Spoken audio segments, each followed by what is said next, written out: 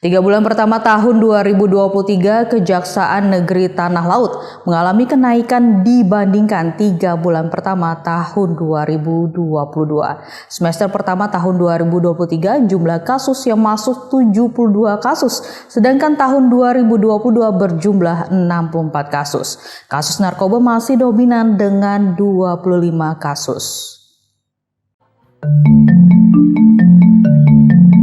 Kasus tindak pidana umum di wilayah hukum Kejaksaan Negeri Tanah Laut setiap tahunnya mencapai 250 kasus dan sesuai rekapitulasi penerimaan surat perintah dimulainya penyidikan SPDP pada tahun 2022 lalu, Seksi Pidana Umum Kejaritala menerima 298 kasus, mulai dari kasus narkoba, pencurian, penganiayaan, pembunuhan, pencabulan, dan pidana ringan.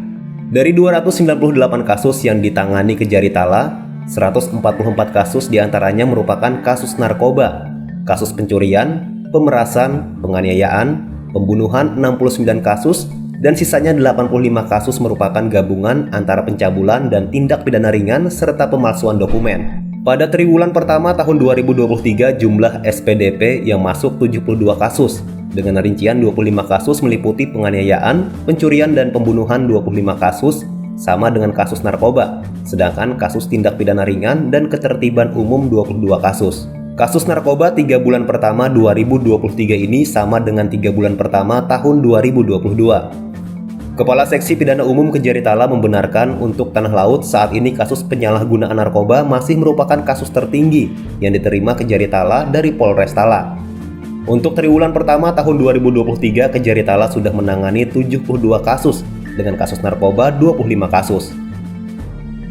Itu memang kecenderungan tertinggi adalah tindak pidana narkotika. Namun di tahun ini cukup berimbang angkanya, maksudnya di kejahatan orang dengan harta benda itu 25, di narkotika juga 25, dan di tindak pidana umum lainnya dan keamanan dan ketertiban umum itu sisanya.